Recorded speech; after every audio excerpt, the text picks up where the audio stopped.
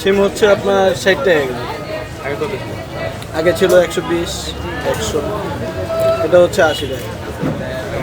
আগে ছিল 100, 120, এটা হচ্ছে আপনার 40 টাকা কেজি। আগে ছিল আপনার 80 টাকা, 100 টাকা। গাজর গাজর হচ্ছে এখন 60 টাকা কেজি। আগে ছিল আপনার 160, 120, এখন শুধু 60 টাকা। এটা হচ্ছে টমেটো হচ্ছে আপনার 60 টাকা কেজি।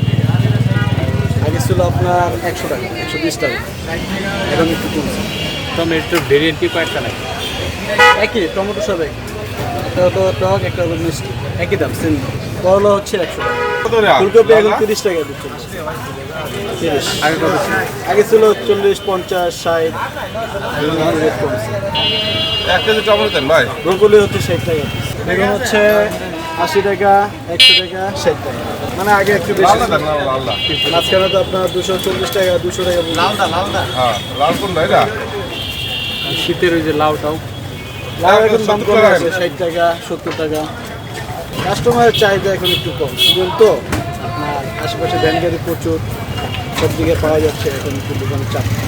শীত এখনো রয়েছে, এটা কি সামনে বাড়ার বা কমার চাহিদা রয়েছে? না, সামনে আরও একটু রেট কমবে, বাড়ার চাহিদা, কেননা সিজন তো বর্ষাকাল, আবার একটু আপনার সিজন থাকে না, তখন মনে একটু দাম কমার কারণ হচ্ছে আপনার আমদানি ভরপুর, যতটুকু আমদানি তার চেয়ে বেশি হচ্ছে, তার জন্য মালের রেটটা একটু কম।